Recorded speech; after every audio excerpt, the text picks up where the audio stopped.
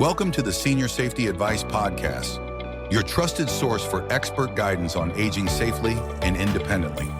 Whether you're a caregiver, a family member, or a senior looking to stay secure at home and beyond, we've got you covered. From fall prevention and home modifications to financial safety and scam awareness, we provide practical tips to help you or your loved ones live with confidence. Tune in and empower yourself with the knowledge you need to navigate the challenges of aging. Let's make safety simple. Hello and welcome to the Senior Safety Advice Podcast, where we delve into important social issues that affect our communities. I'm your host, Robin Schultz, and today we're tackling a topic that doesn't get nearly enough attention: elder abuse and how we can prevent it. Elder abuse is a global issue, with millions of older adults experiencing physical, emotional, financial, or even sexual abuse each year. Shockingly, it's estimated that only 1 in 24 cases of elder abuse is ever reported. This means countless seniors are suffering in silence, often at the hands of people they trust the most. But the good news is there are concrete steps we can take to prevent elder abuse and ensure that our seniors live with dignity, respect, and safety. In today's episode, we'll explore what elder abuse is, its warning signs, and some actionable strategies for prevention. So let's get started.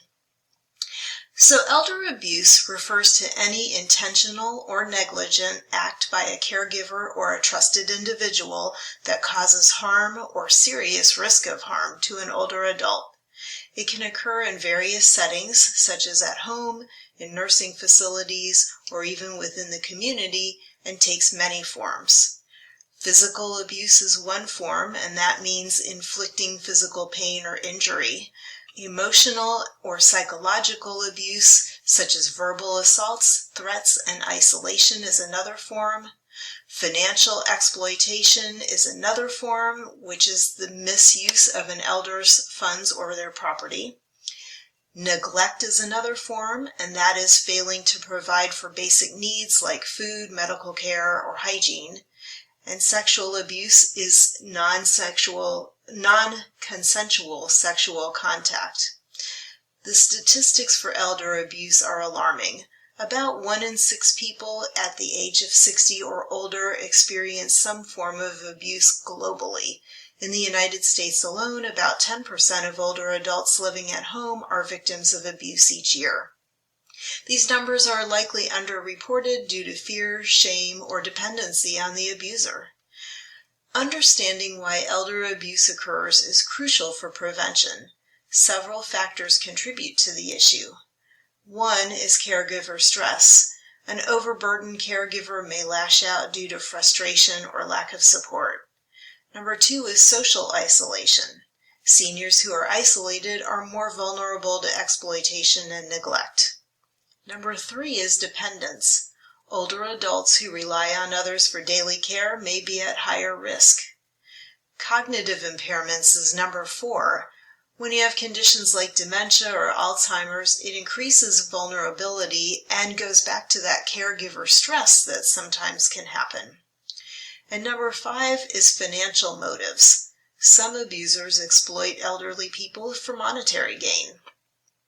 While these factors don't excuse abusive behavior, they do highlight areas where intervention can make a difference. So what are the warning signs of elder abuse? After all, recognizing the signs of the abuse is the first step towards prevention. So here are some things to look out for. Check for physical signs such as unexplained bruises, burns, or fractures. Watch for behavioral changes like depression, withdrawal, or fearfulness around certain individuals. Keep an eye out for financial red flags, because sudden changes in bank accounts or unusual transactions can signal elder abuse. There are neglect indicators like poor hygiene, malnutrition, or untreated medical issues. And then there's social isolation, when the elder is being cut off from their friends and family. If you notice any of these signs in an older adult you know, it's essential to take action. So now that we understand the problem and its warning signs, let's focus on some solutions. Preventing elder abuse requires a community effort involving families, caregivers, organizations, and society as a whole. Here are some key strategies. First, stay connected. Isolation is a significant risk factor for elder abuse, so regularly check in with older family members and neighbors through phone calls and visits. Encourage them to stay socially active by participating in community events or joining senior groups. Next is educate yourself and others. Awareness is powerful.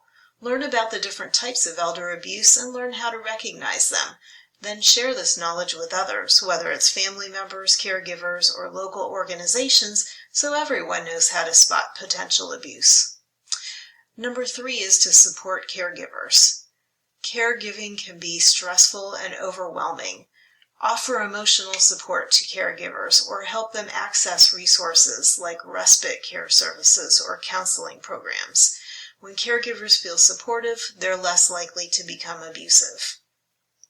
Number 4 is to encourage financial independence. Financial exploitation is one of the most common forms of elder abuse. So helping seniors manage their finances securely by setting up checks and balances, like joint accounts with trusted individuals or hiring professional financial advisors, can go a long way to discourage financial abuse. Number 5 is to screen caregivers thoroughly. Whether you're hiring a professional caregiver or relying on a family member for care duties, ensure that they have no history of abusive behavior. Conduct background checks when possible and monitor interactions between the caregiver and the elder. Number 6 is to promote healthy lifestyles. Encourage seniors to stay physically active and maintain regular medical checkups. Good health reduces dependency on others and lowers vulnerability to neglect.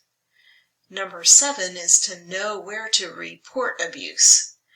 If you suspect elder abuse is occurring, report it immediately to local adult protective services, law enforcement agencies, or elder abuse hotlines in your area. In the United States, you can call the National Elder Fraud Hotline at 1-833-FRAUD-11 for assistance. Again, that number is 1-833-FRAUD-11 for assistance.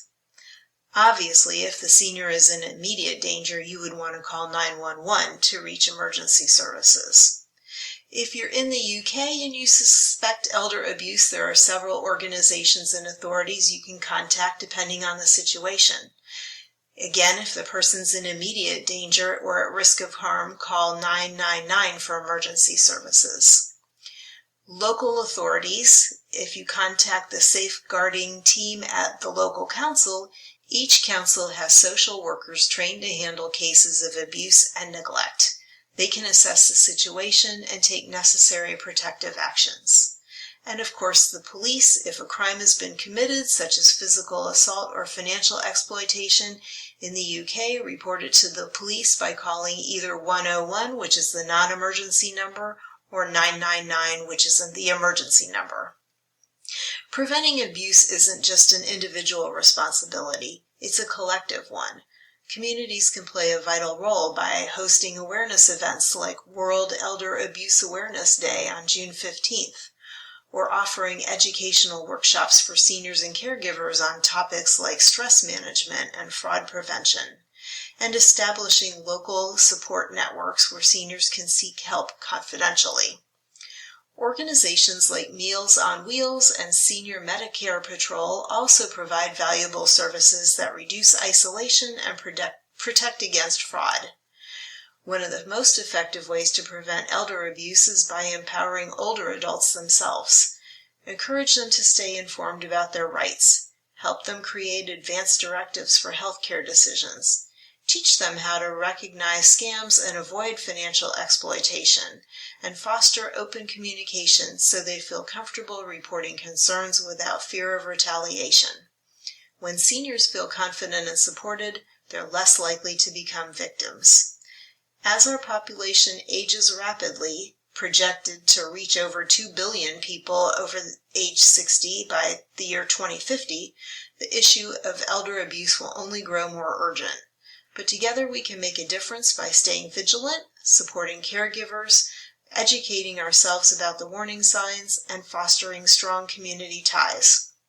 Remember, preventing elder abuse isn't just about protecting our own loved ones. It's about creating a society where everyone can age with dignity and respect. So thank you for tuning in to this episode of the Senior Safety Advice Podcast. If you found the episode helpful, please share it with others. It could save someone from suffering in silence. For more resources on preventing elder abuse, visit trusted organizations like the National Center on Elder Abuse or your local APS office. Until next time, take care. Thanks. Bye. That's it for today's episode of the Senior Safety Advice Podcast, helping you and your loved ones stay safe, independent, and informed. If you found this episode helpful, be sure to subscribe and share it with others who could benefit. For more expert tips and resources, visit seniorsafetyadvice.com. And remember, staying safe starts with staying informed. Until next time, take care and stay safe.